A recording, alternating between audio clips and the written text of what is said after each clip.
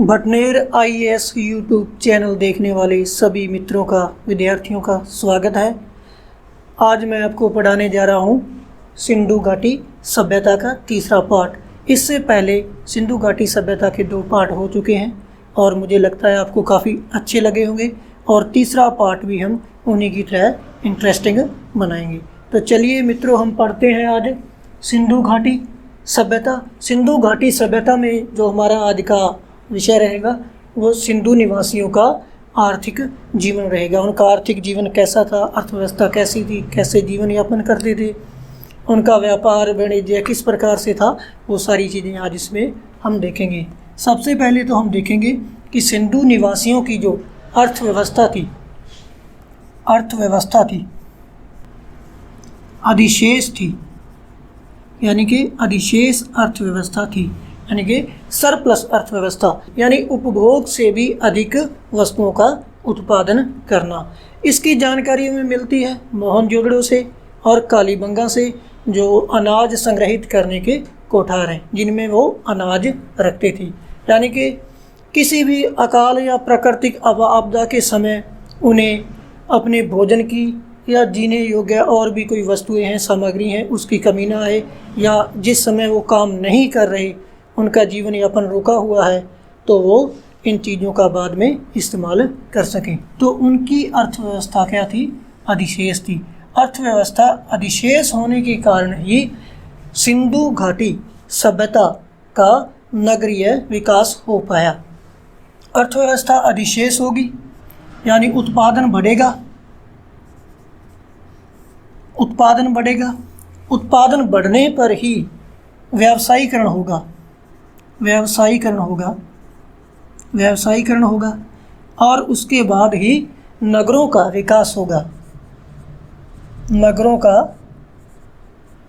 विकास होगा, जिस कारण सिंधु घाटी सभ्यता का नगरीय विकास हो पाया। उसका मुख्य कारण क्या था? उसका उनकी अर्थव्यवस्था का अधिशेष होना। जो उनका कृषि कार्य था, कृषि सिंधु निवासियों का मूल आधार थी। क्या थी? मूल आधार थी। लेकिन अर्थव्यवस्था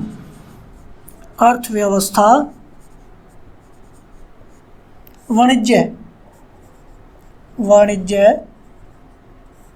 प्रधान थी। क्या था? कृषि इनका मूल आधार था, अर्थव्यवस्था वाणिज्य प्रधान थी। कृषि में उनको 9 फसलों का ज्ञान था। जैसे हम देखेंगे तिल, राई, मटर, गेहूं, जौ, तरबूज आदि इन फसलों के बारे में वो जानकारी रखते थे और वो अनाज का संग्रह भी करते थे। हम देखेंगे मोहनजोदड़ो में और कालीबंगा से जो अनाज संग्रह के कोठार मिले हैं, जिनमें ये अपने जीवन यापन के लिए अनाज को संग्रहित करके रखे थे। इसके साक्ष्य हैं जो कहाँ से मिले हैं? कालीबंगा और मोहनजोदड़ो से मिलते हैं। मुख्य जो उनकी खाद्यान्न फसल थी वो गेहूं और जौ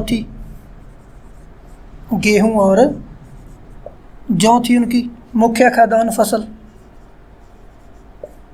मुख्य खाद्यान्न फसल उनकी गेहूं और जौ थी। इसके बाद हम देखने जा रहे हैं, आगे चर्चा करेंगे कृषि। अक्टूबर और नवंबर में जब नदी में बाढ़ आती थी, बाढ़ के बाद अक्टूबर और नवंबर में वो फसलें बोते थे और मार्च व अप्रैल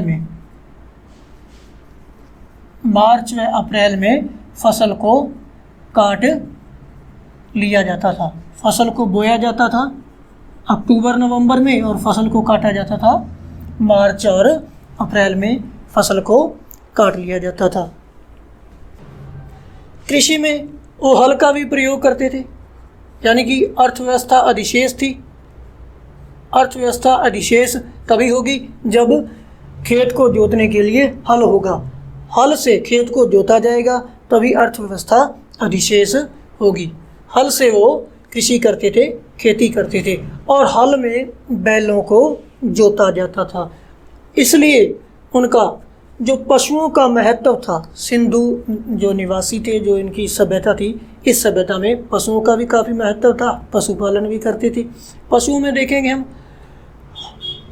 हल चलाने के लिए बैल का प्रयोग करते थे, गाय, बैल, ऊंट,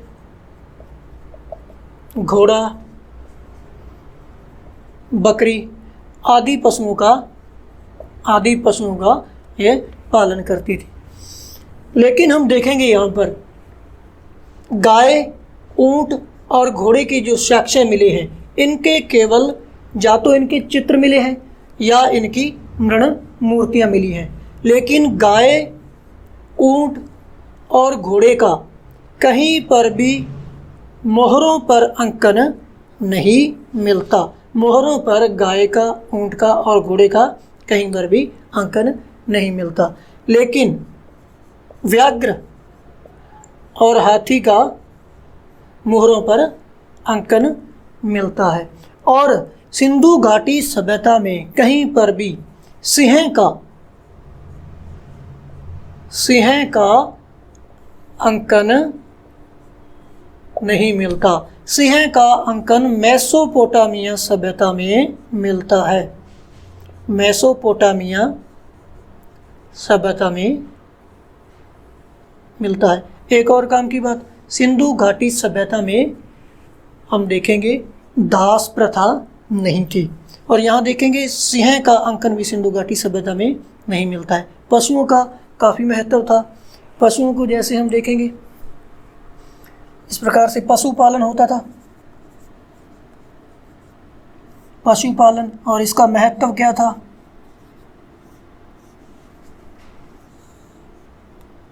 कृषि के क्षेत्र में,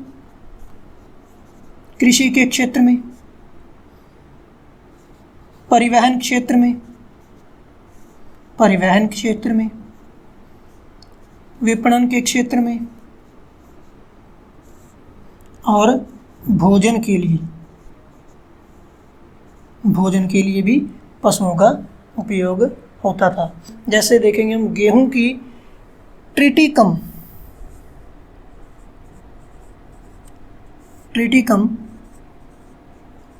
प्रजाति से परिचित थी। ट्रिटिकम प्रजाति से परिचित थे। बनवाली से हल का प्रारूप मिलता है। हल का पूरा प्रारूप हमें बनवाली से मिलता है। और हल के साक्ष्य हमें मोहनजोदड़ो से भी मिलती हैं। मोहनजोदड़ो से भी हल के साक्ष्य मिलते हैं। तो अब हम देखेंगे उनके उद्योग धंधे। सिंधु घाटी सभ्यता के उद्योग धंधे, उनके उद्योग कौन कौन से थे, हम इसमें देखेंगे। उद्योग धंधों में वस्त्र उद्योग,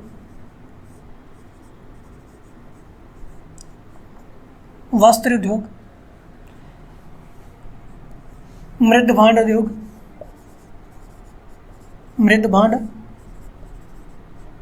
उद्योग और मनके का उद्योग। इनमें हम देखेंगे सबसे पहले सिंधु निवासियों का वस्त्र उद्योग। सिंधु निवासी मुख्यतः दो प्रकार के वस्त्र पहनते थे, एक तो सूती और दूसरा ऊनी वस्त्र वो पहनती थी। सूती वस्त्र भी दो प्रकार के होते थे, एक तो सादा हो गया और दूसरा कढ़ाई वाले, जिनके ऊपर कढ़ाई की जाती थी, रंगाई या छपाई होती थी। मोहनजोदड़ो से एक योगी की मूर्ति मिलती है, एक मानव की मूर्ति मिलती है जिसने एक वस्त्र ओढ़ रखा है और वस्त्र पर तिपैया कढ़ाई कर रखी है। जिस प्रकार से देखेंगे, एक शॉल ओढ़ रखा है, एक व्यक्ति द्वारा शॉल ओढ़ रखा है, मान लीजिए ये कोई शॉल है और इस पर तिपैया आकृति, इस प्रकार की आकृति बनी हुई है, जिससे पता चलता है कि यहाँ के लोग कढ़ाई की जानकारी भी रखते थे, ऊनी वस्त्र भी पहनते थे। और इसके बाद देखेंगे हम इनका जो मृदभांड का उद्योग है। मृदभांड कैसे होते थे? इनका रंग लाल व गुलाबी होता था। गुलाबी होता था। रंग कैसा था? लाल व गुलाबी होता था। और मृदभांडों पर चित्र भी अंकित किए जाते थे। मृदभांड हाथ व चाक से बनाए जाते थे। हाथ व चाक पर मृदभांड बनाए जाते थे, क्योंकि पाषाण काल में ही चाक से मृदभांड बनते थे। और मृदभांडों पर बहुत सी आकृतियाँ भी मिलती हैं। मान लीजिए ये कोई मृदभांड है, मृदभांड है, मृदभांड है, और इस पर देखेंगे हम काले रंग से इस पर आकृतियाँ बनी होती थी। आकृति कैसी होती थी? काले रंग की आकृति इस पर बनी होती थी। इसके बाद देखेंगे हम इनका जो मनके का उद्योग था, लोथल व चहुंदड़ों से, लोथल व चहुंदड़ों से मनके के उद्योग मिले हैं। मनके किस प्रकार के होते थे? किससे बने होते थे? मिट्टी से,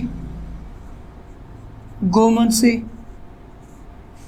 सोने व चांदी के, सोने व चांदी के मनके बने होते थे, जो मेसोपोटामिया सभ्यता से भी मिले हैं। इस प्रकार के इनका मनके का उद्योग था।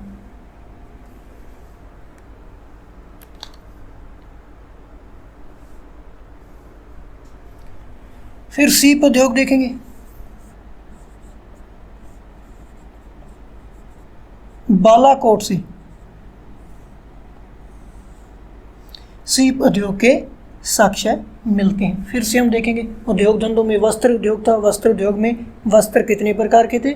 वस्त्र सूती होते थे और ऊनी होते थे, वस्त्र सादे होते थे और वस्त्र कढ़ाईदार भी होते थे। जैसे हम मोहनजोदड़ो से एक मानव पर एक कपड़ा लपेटा हुए देखेंगे, एक शॉल लपेटा हुआ है, उस पर टिपैया आकृति मिलती है, और जिससे पता चलता है कि सिंधु निवासी कढ़ाई के बारे में भी जानते थे और कढ़ाई कताई का कार्य भी होता था। फिर देखेंगे हम मृदभांड उद्योग है इनका।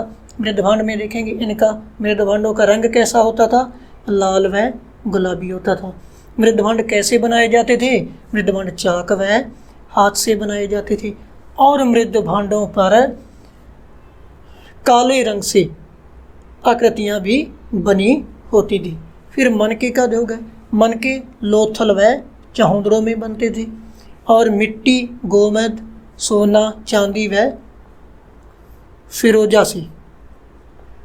फिरोजा से मनके बनाए जाते थे। और बालाकोट से सीप उद्योग की जानकारी भी हम पा सकते हैं। उद्योग धंधे भी इनके हो गए। आगे देखेंगे हम व्यापार वाणिज्य। व्यापार वाणिज्य को इन लोगों ने काफ़ी महत्व दिया, जिसका कारण था कि इस सभ्यता की जो अधिकतर सीमा है वो समुद्र तट से लगती थी, और इनके अच्छे अच्छे बंदरगाह भी थे। हम व्यापार वाणिज्य में देखेंगे सिंधु नगरों का विकास होने का ये भी एक प्रमुख कारण रहा होगा। व्यापार वाणिज्य में हम देखेंगे विदेशों के साथ इनके कैसे संबंध रहे। संबंध इनके कैसे थे विदेशों के साथ? बाहरी सभ्यताओं के साथ संबंध व्यापारिक व सांस्कृतिक थे, क्योंकि इनके समकालीन 2-3 और सभ्यताएं थी। जैसे हम देखेंगे समकालीन सभ्यताएं कौन कौन सी थी? तो मिस्र, मेसोपोटामिया और चीन की सभ्यता है यांग टीसी क्या। लेकिन सिंधु निवासी हैं जो हड़प्पा सभ्यता के लोग हैं, इनका जो व्यापारिक संबंध था मिस्र और मेसोपोटामिया की सभ्यता के साथ ही था। चाइनीज सभ्यता के साथ इनका व्यापार वाणिज्य का कोई संबंध नहीं था। ये इसकी समकालीन सभ्यताएं थी। व्यापार इनका अंतर्राष्ट्रीय भी होता था और व्यापार आंतरिक भी होता था। दो प्रकार का व्यापार होता था, एक तो आंतरिक व्यापार था और अंतर्राष्ट्रीय व्यापार। अंतर्राष्ट्रीय व्यापार था। यहाँ पर हम व्यापार की बात करें तो इसमें हम देखेंगे सोना कोलार से लाते थे, सोना कोलार से लाते थे, मैसूर सोना कोलार से लाते थे। बहुमूल्य पत्थर कश्मीर व काठियावाड़ से, कश्मीर व काठियावाड़ से लाते थे। और शीशा अजमेर से लाते थे, अजमेर से लाते थे। और लाजवर्द व मणि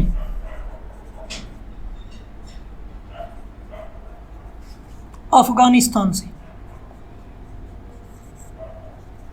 ये इनका आंतरिक व्यापार था। हम देखेंगे मोहनजोदड़ो से तराजू के दो पलड़े मिले हैं। हम इस प्रकार से देखेंगे, कोई तराजू है और इसके दो पलड़े मिलते हैं। ये क्या है? तराजू के दो पलड़े हैं और यह हाथी दांत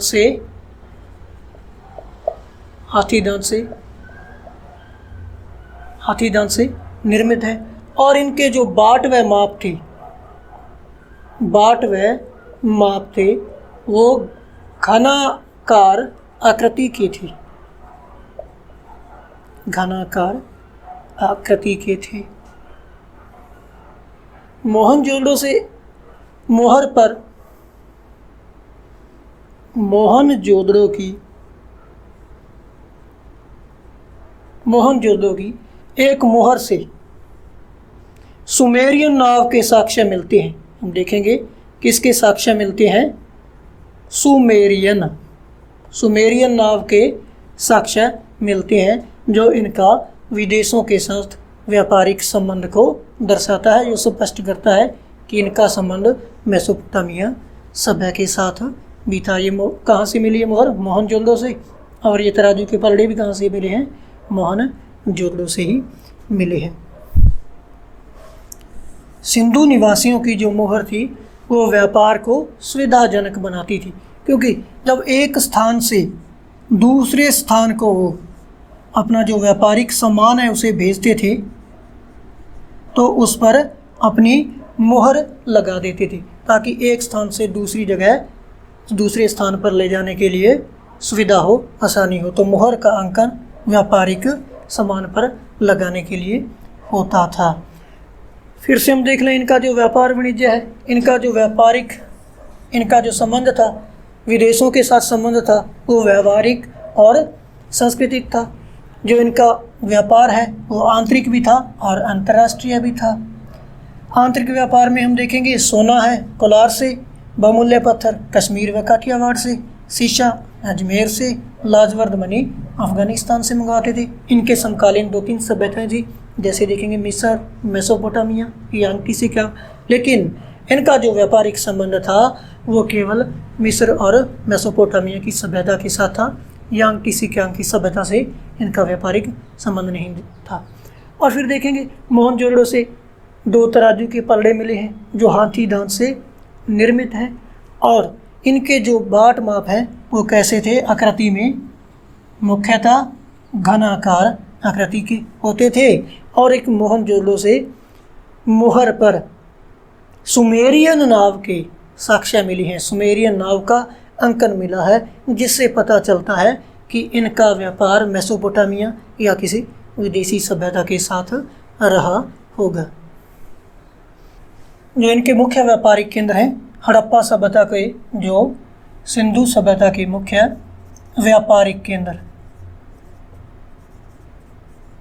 मुख्य व्यापारिक केंद्र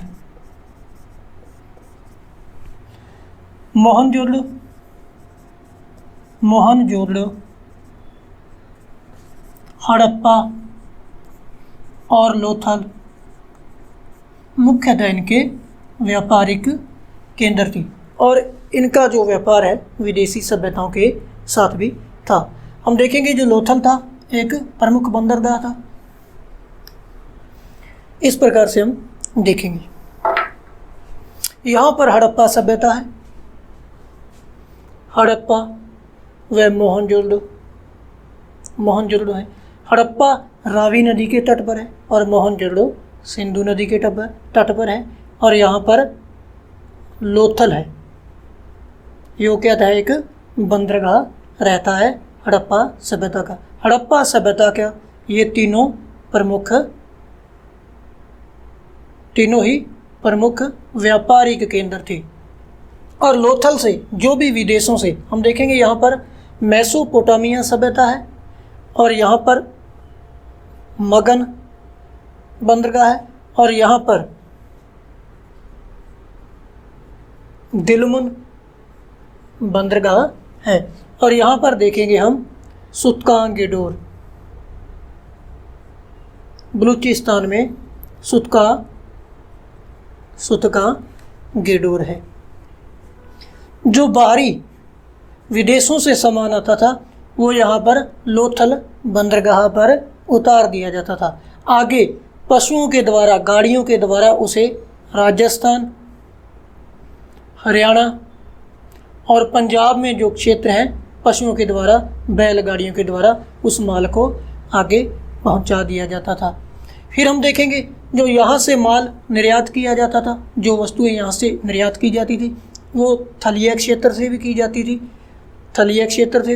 थी, सुत्कांगेडोर, और यहाँ से आगे चले जाते थे वो लेकर के। फिर देखेंगे जलीय क्षेत्र से भी इनका व्यापार होता था। व्यापार मुख्यतः जल व थल मार्ग से होता था, लेकिन प्रधानता जल मार्ग को दी जाती थी। इससे हम देखेंगे आगे चलकर, यहाँ पर ये जो मगन का क्षेत्र है, मगन बंदरगाह है, यहाँ के जो व्यापारी आते हैं यहाँ पर रुकते थे, और मेसोपोटामिया के व्यापारी भी इन बंदरगाहों पर रुकते थे और अपने पड़ाव डालते थे, और धीरे धीरे कुछ व्यापारी यहीं पर ही रहने लग जाते हैं और यहाँ पर रहकर बिचौलिए का कार्य करते हैं। बिचौलिए का कार्य करते हैं, यानी कि जो लोथल सभ्यता है, जो हमारी हड़प्पा सभ्यता है, यहाँ से व्यापारी यहाँ आएगा और अपना माल दे के जाएगा, और जो यहाँ बिचौलिया बैठा है वो इस माल को आगे इन जगहों तक पहुँचाएगा। हम देखेंगे कि मेसोपोटामिया सभ्यता है जो, उसमें उसका एक यहाँ पर देखेंगे हम उर बंदरगाह है। यह इस सभ्यता का, मेसोपोटामिया सभ्यता का प्रवेश द्वार था। यहाँ एक दिलमुन बंदरगाह था, एक मगन था। हम देखेंगे कि सुमेरियन लेख से अकाड राजा सारगोन, सुमेरियन से एक लेख मिलता है, सुमेरियन से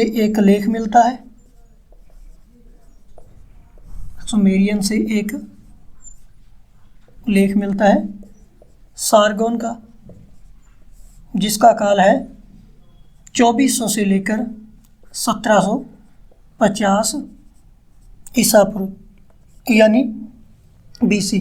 इस लेख से 3 स्थलों के नाम मिलते हैं, बंदरगाहों के नाम मिलते हैं। एक तो है दिलमुन,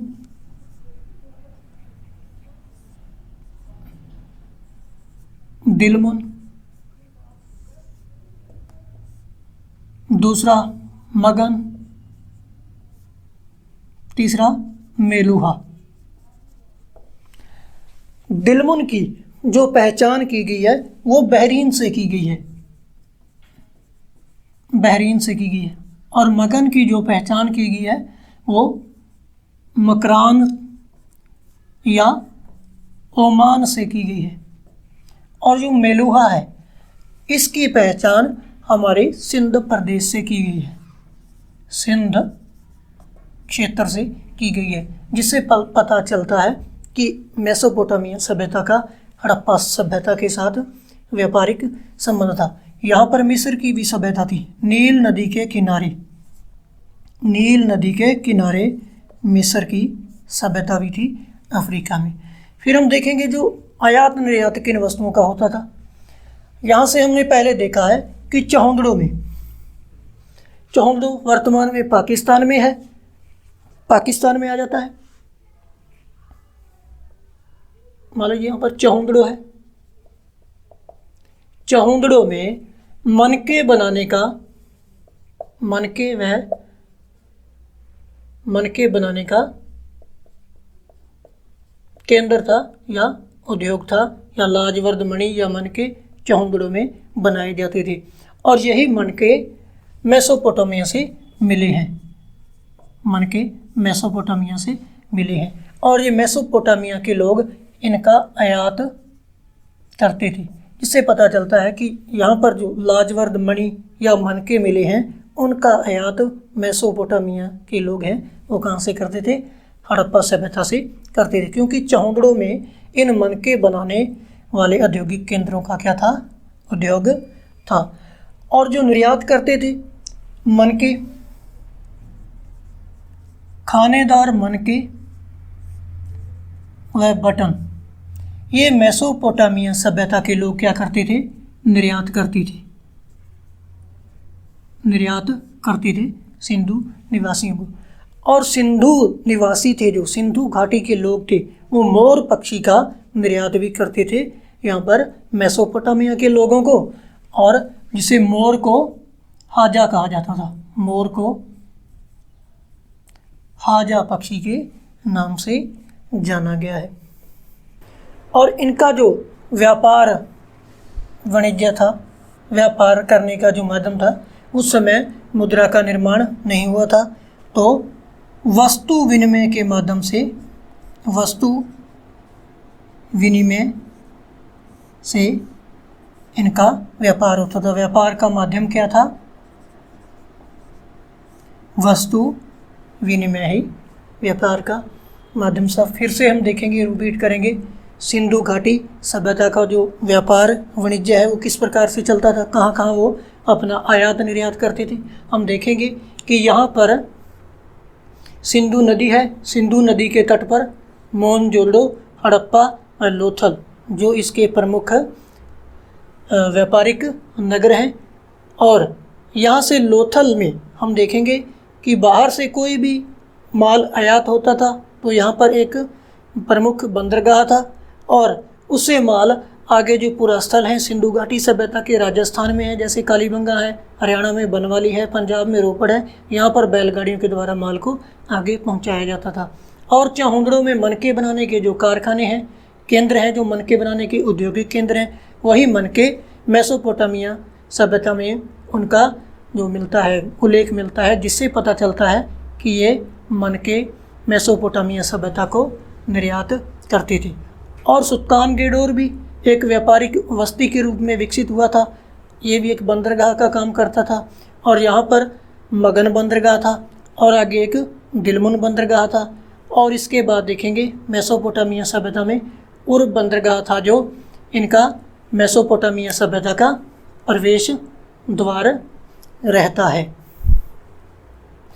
और जो यहाँ के व्यापारी थे वो मगन व दिलमुन में अपने पड़ाव डालते थे, यहाँ पर आकर रुकते थे। धीरे धीरे कुछ व्यापारी थे जो कुछ उन्होंने अपना यहाँ पर निवास स्थान बना लिया था और माल को इधर उधर भेजते थे। इसके बाद देखेंगे इनका जो मुख्य जो व्यापार है वो जल व थल मार्ग से होता था। लेकिन थल मार्ग को प्रधानता दी जाती थी। और सिंधु निवासी जो मोर पक्षी है, इसका निर्यात मेसोपोटामिया सभ्यता को भी करती थी। जैसे हम देखेंगे मिस्र की जो मम्मी है और एक मिस्र की एक मम्मी और कुछ साक्ष्य और मिलते हैं, जिनसे पता चलता है कि मिस्र की सभ्यता के साथ भी इनका व्यापारिक संबंध रहा होगा और इनका जो व्यापार का माध्यम था वो वस्तु विनिमय था। एक अकाड राजा सारगन के समय एक अभिलेख मिलता है जो 2400 से लेकर 1750 ईसा पूर्व का काल है, जो सारगन का काल है। वो एक सुमेरियन लेख है जिसमें हमें 3 स्थलों के बारे में जानकारी मिलती है, दिलमुन, मगन और मेलुहा। मेलुहा की जो पहचान है वो सिंध प्रदेश से की गई है, मगन की मकरान व ओमान से की गई है, दिलमुन की बहरीन से की गई है। दिलमुन को साफ सुथरा और नालियों का शहर कहा गया और इसे उगते हुए सूर्य का देश भी कहा गया है। जो सुमेरियन सभ्यता की 2400 से 1750 का काल है सारगन का, और यही काल विकसित हड़प्पा का काल है। और यहाँ से इस काल के बाद हड़प्पा सभ्यता की जो मोहरें हैं वो नहीं मिलती, जिससे यह भी अनुमान लगाया जा सकता है कि इसके बाद सिंधु घाटी सभ्यता का पतन होना शुरू हो गया था। जैसे हम देखेंगे सिंधु घाटी सभ्यता का जो विकसित हड़प्पा सभ्यता है उसका काल 2300 ईसा पूर्व से लेकर के 1750 ईसा पूर्व तक माना गया है कार्बन 14 पद्धति के अनुसार। तो यहाँ पर भी सारगन का जो काल है वो लगभग यही रहता है और इसके बाद यहाँ पर हड़प्पा सभ्यता की मोहरें नहीं पाई गई हैं, जिससे पता चलता है कि इसके बाद सिंधु घाटी सभ्यता है उसका जो पतन होने स्टार्ट हो गया था, पतन होना शुरू हो गया था। अब हम देखेंगे सिंधु सभ्यता के या हड़प्पा सभ्यता के मुख्य स्थल या मुख्य नगर। मुख्य स्थल कौन कौन से थे? जैसे मोहनजोदड़ो, कालीबंगा, बनवाली, लोथल आदि, उनके बारे हम जानकारी लेंगे। इससे पहले हम देखेंगे सबसे पहले हड़प्पा सभ्यता। हड़प्पा स्थल सबसे पहला स्थल जो खोजा गया था जिससे इस सभ्यता का नामकरण हुआ था। इस स्थल की खोज व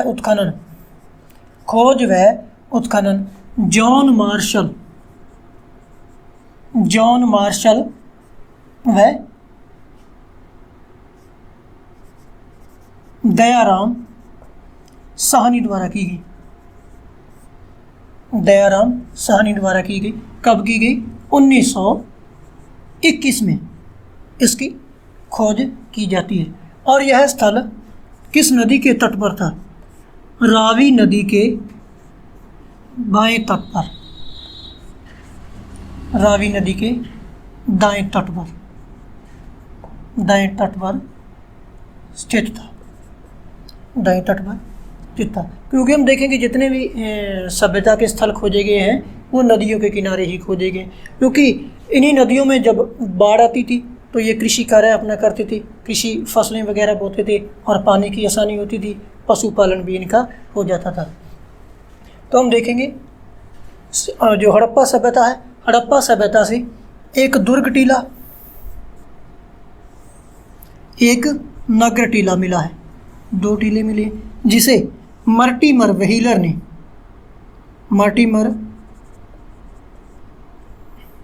व्हीलर द्वारा इस दुर्ग टीले को AB नाम दिया गया है। क्या नाम दिया गया है? AB नाम दिया गया। लेकिन नगर सभ्यता है जो नगर क्षेत्र है, इसके दक्षिण में एक कब्रिस्तान मिला है। क्या मिला है? कब्रिस्तान मिला है, जिसे समाधि R37 नाम दिया गया है, 37 नाम दिया गया। हड़प्पा से अन्नागार मिले हैं, 6 पंक्तियों के 12 अन्नागार कक्ष प्राप्त होते हैं। और हड़प्पा जो स्थल है वहाँ से 18 वृत्ताकार चबूतरे भी मिले हैं। क्या मिला है? 18 वृत्ताकार चबूतरे मिले हैं जिन पर अनाज कूटने का कार्य किया जाता था, क्योंकि जहाँ से भी गेहूं व जौ के दाने मिले हैं। और यहाँ से हड़प्पा स्थल से क्या मिला है? एक शव पेटिका मिली है, शव पेटिका मिली है जो किसकी है? लकड़ी की बनी हुई है या काष्ठ की बनी हुई है। और यहाँ से एक तांबे की इक्का गाड़ी के भी साक्ष्य मिलते हैं। ये इनकी विशेषताएं हैं। इसके बाद देखेंगे यहाँ से कांस्य का दर्पण और तांबा गलाने के पात्र भी इस स्थल से मिलते हैं। ये कुछ इसकी मुख्य विशेषताएं हैं। बहुत सी वस्तुएं मिली हैं, लेकिन यहाँ पे हम इम्पोर्टेंट जो वस्तुएं हैं उनका ही उल्लेख करेंगे। खोज किसने की? जॉन मार्शल ने। कब की? 1921 में की। साथ सहयोग किसका रहा? दयाराम साहनी का भी रहा। और किस नदी के तट पर है? रावी नदी के दाएं तट पर है। और इसमें नगर के जो 2 क्षेत्र हैं, 2 भागों में बांटे गए हैं इनके, जो दुर्ग और नगर में जो इसका जो बस्ती क्षेत्र है, व्हीलर महोदय द्वारा इस दुर्ग क्षेत्र को ए भी नाम दिया गया है। और नगर जो बस्ती क्षेत्र है इसके दक्षिण में कब्रिस्तान है जिसे समाधि R37 नाम दिया गया। यहाँ से 6 पंक्तियों के 12 अन्नागार कक्ष में मिले हैं और 18 वृत्ताकार चबूतरे मिले हैं जिस पर गेहूं व जौ के साक्ष्य मिले हैं, जिससे पता चलता है कि यहाँ पर अनाज कूटने का कार्य किया जाता था। और शव पेटिका जो लकड़ी की बनी हुई है, काष्ठ की बनी हुई है, उसका भी यहाँ पर अंकन मिलता है, साक्ष्य मिलते हैं। तांबे की इक्का गाड़ी के साक्ष्य भी यहाँ से मिलते हैं। और कांसे का दर्पण तथा तांबे गलाने के पात्र भी हड़प्पा सभ्यता से मिलते हैं। ये होगी हमारी हड़प्पा सभ्यता।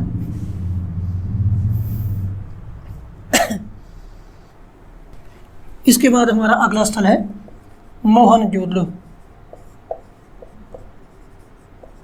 मोहनजोदड़ो। जो पाकिस्तान के सिंध प्रांत में है और सिंधु नदी के तट पर है। सिंधु नदी के तट पर है और लरकाना जिला में है।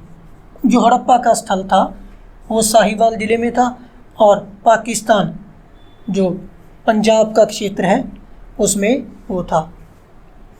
ये मोहनजोदड़ो सिंध प्रांत के लरकाना जिले में था और नदी थी सिंधु। और इसकी खोज की है राखाल दास बनर्जी द्वारा इसकी खोज की जाती है अगले ही वर्ष 1922 में। काफ़ी महत्वपूर्ण स्थल है सिंधु सभ्यता का। इसमें हम देखेंगे, इसमें भी दुर्ग टीला है और नगर टीला है। दुर्ग टीले में हम देखेंगे अन्नागार, स्नानागार, महाविद्यालय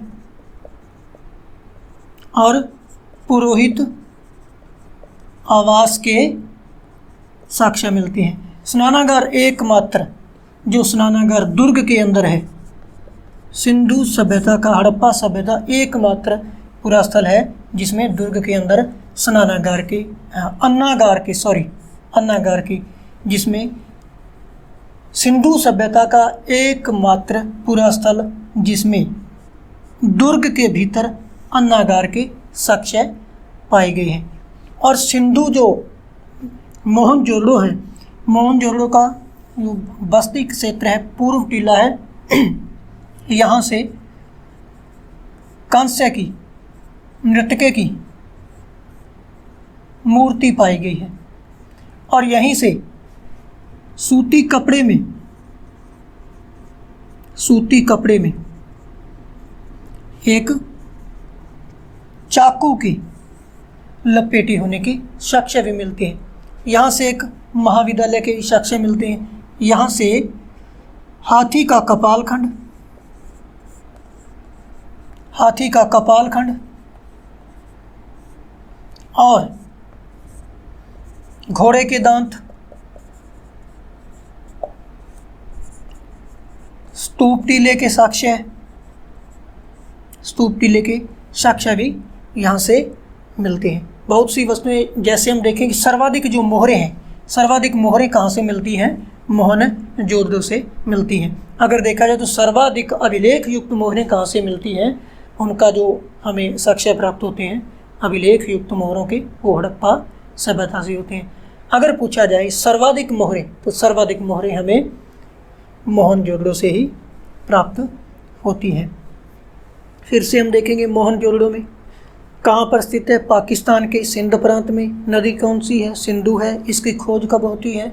1922 में होती है। 1922 में इसकी खोज होती है। किसके द्वारा? रखलदास बनर्जी के द्वारा। जिला कौन सा है? लारकाना जिला है। और इसके जो मुख्य विशेषताएं क्या हैं? दुर्ग के भीतर अन्नागार, स्नानागार, महाविद्यालय, पुरोहित आवास और अन्नागार, एकमात्र पूरा स्थल यहाँ से दुर्ग के भीतर मिलता है। और यहाँ से सेल खड़ी से बनी एक योगी की मूर्ति भी मिलती है। योगी की मूर्ति भी मिलती है। हाथी का कपालखंड, घोड़े के दांत, स्तूप टीला यहाँ से मिलते हैं। ये कुछ इसकी मुख्य विशेषताएं थी।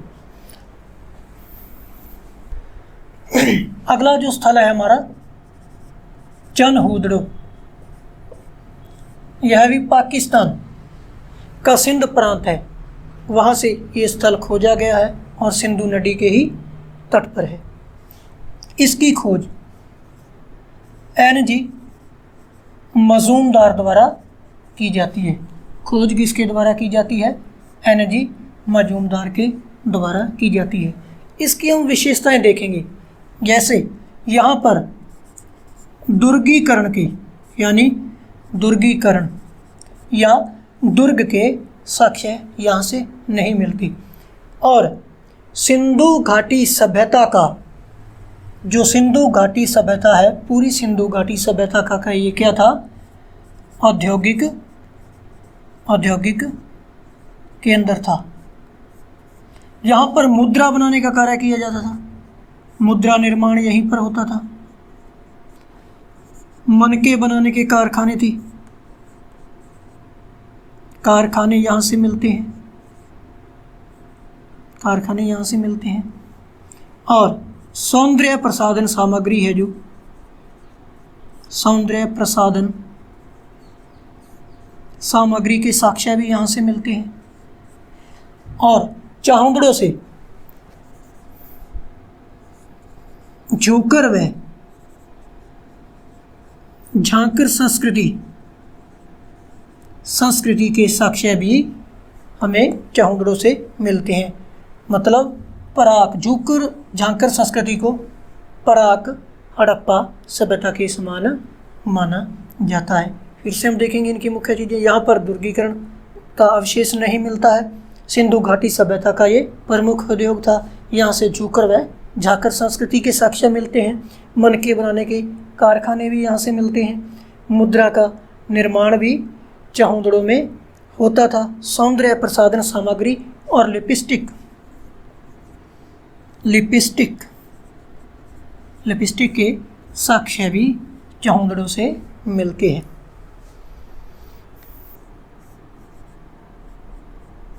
कालीबंगा, यह राजस्थान की हनुमानगढ़ जिले में स्थित है। और नदी कौन सी है? घग्गर, दुनिया की सबसे प्राचीन नदी घग्गर नदी के तट पर है।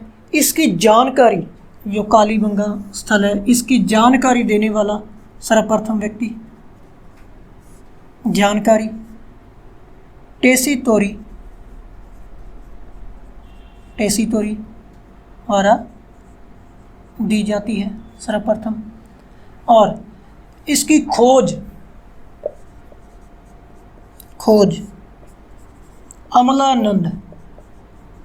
अमलानंद घोष द्वारा की गई। और इसका जो उत्खनन किसके द्वारा किया जाता है? बीबी लाल तथा बीके थापर द्वारा 1961 में। अब देखेंगे हम जो कालीबंगा है इससे कौन कौन सी वस्तुएं मिली हैं, कुछ विशेष वस्तुएं मिली हैं, उनमें देखेंगे हम। जैसे कालीबंगा सभ्यता की त्रिस्तरीय संस्कृति के साक्ष्य यहाँ से मिलती है। त्रिस्तरीय यानी कि एक तो पराक हड़प्पा, एक विकसित हड़प्पा और एक उत्तर हड़प्पा के यहाँ से साक्ष्य मिली है। और कालीबंगा से सर्वप्रथम जुते हुए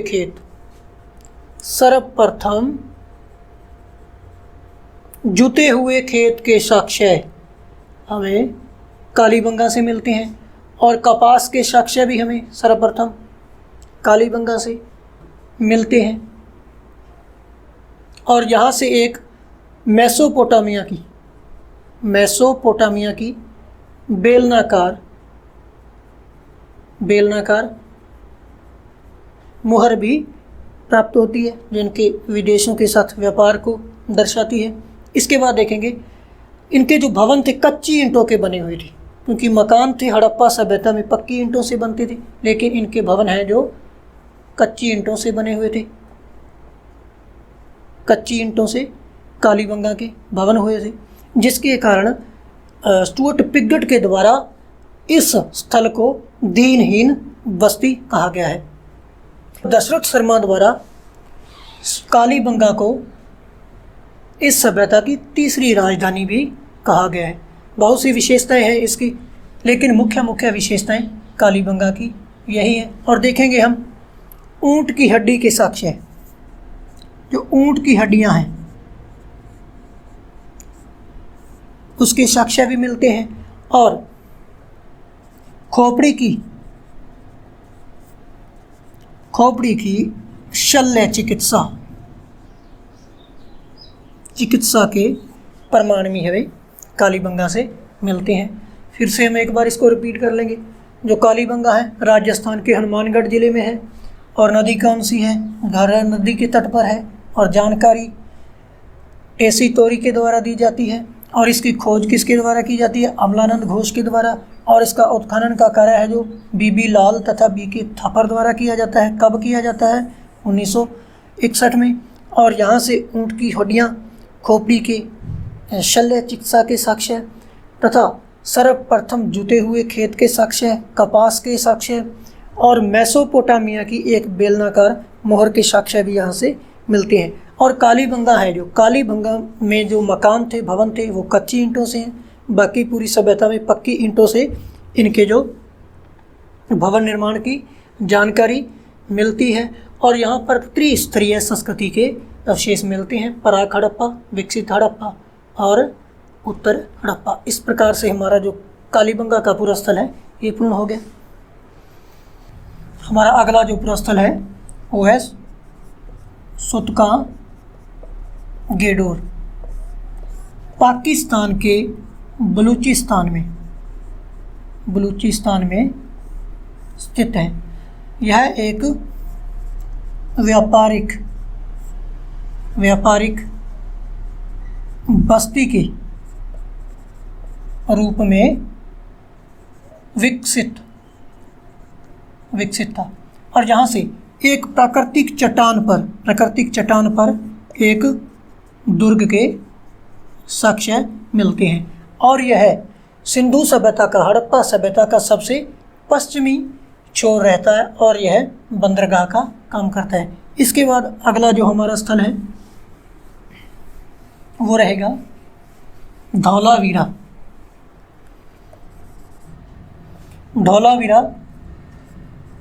गुजरात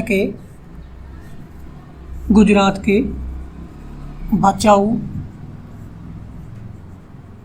जिले में स्थित है और इसका जो उत्खनन का कार्य जगपति जोशी द्वारा किया गया और धौलावीरा से कृत्रिम जलाशय के प्रमाण मिलते हैं जो पक्की ईंटों से निर्मित है, जिससे पता चलता है कि सिंधु घाटी सभ्यता, पूरी सिंधु घाटी सभ्यता में जल संग्रहण की उचित व्यवस्था धौलावीरा में मिलती है। और पूरी सिंधु घाटी सभ्यता में जो उनका नगर नियोजन है उसको 2 भागों में बांटा गया, लेकिन यहाँ पर धौलावीरा में 3 भागों में बांटा गया, जिसे हम पिछले पार्ट में इनके नगर नियोजन में पढ़ चुके हैं। और एक इनका मध्यमा नगर है और यहाँ से कृत्रिम जलाशय के प्रमाण मिलते हैं। जल संग्रहण की उचित व्यवस्था धौलावीरा में ही मिलती है और यहाँ से घोड़े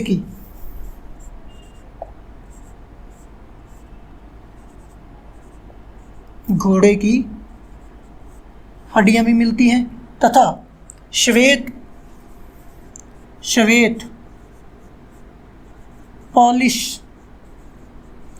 पॉलिशदार पाषाण भी यहाँ से मिलते हैं।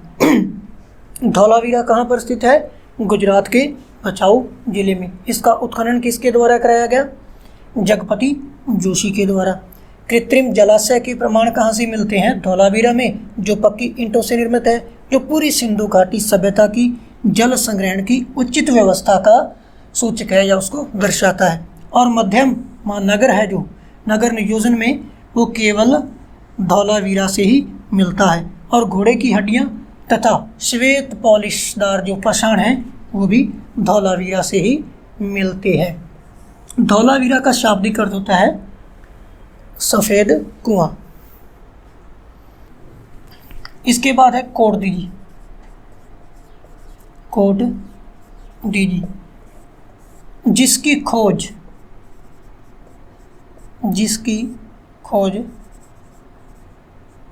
धुरे द्वारा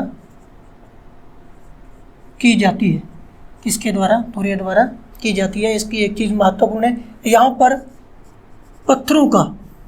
पत्थरों का उपयोग अधिक हुआ है।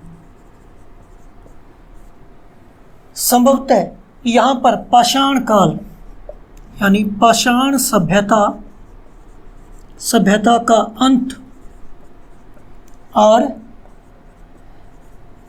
हड़प्पा सभ्यता का उद्भव हुआ होगा। कोटदीजी की खोज किसने की? धुरे के द्वारा की गई और पत्थरों का उपयोग यहाँ पर अधिक होता था, जिससे अनुमान लगाया जाता है संभवतः यहाँ पर पाषाण सभ्यता का अंत और हड़प्पा सभ्यता का उद्भव होता है। इसके बाद है हमारा अगला स्थल लोथल गुजरात में स्थित है। लोथल गुजरात में खंभात की खाड़ी में और भोगवा नदी के तट पर स्थित है सरगावला गांव में। सरगावला गांव में। और इसकी खोज किसके द्वारा की जाती है? एस.आर. राव के द्वारा। यहाँ पर जो दुर्ग टीला है, दुर्ग टीले के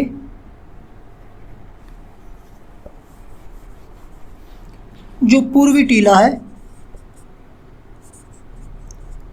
यानी कि नगर टीला है, यहाँ से रंगाई कुंड, रंगाई कुंड, 20 समाधियां,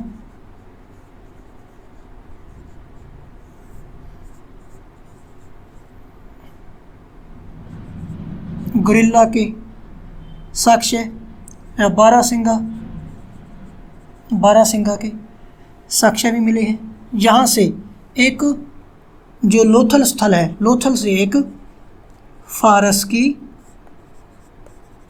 मोहर भी मिलती है। लोथल से धान की भूसी,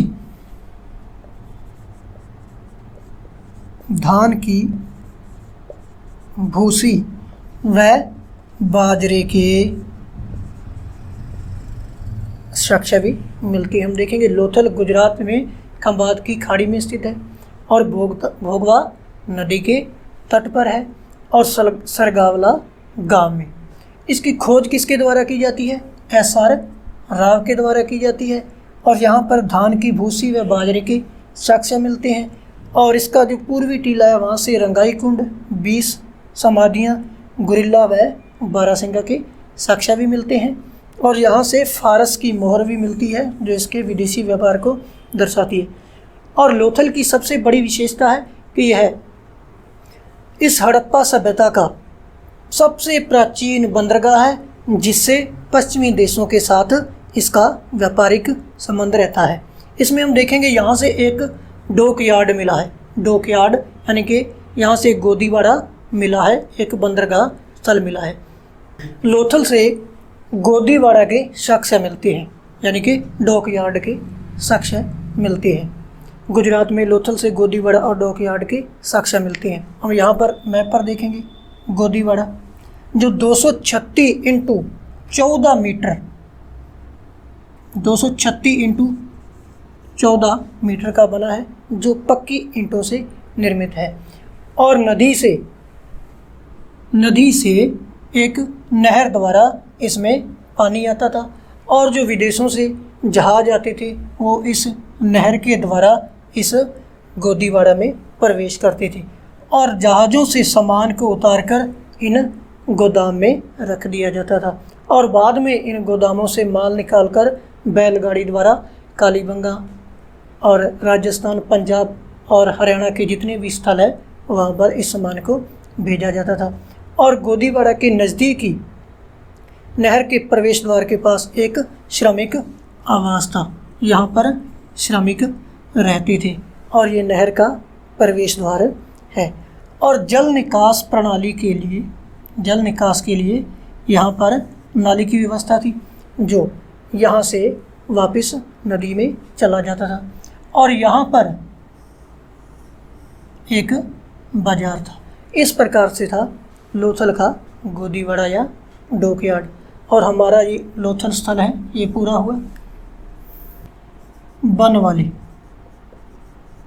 बनवाली हरियाणा के हिसार जिला में स्थित है, हरियाणा के हिसार जिला में स्थित है, जिसकी खोज RS बिष्ट द्वारा की गई थी। और बनवाली से कार्लिनियन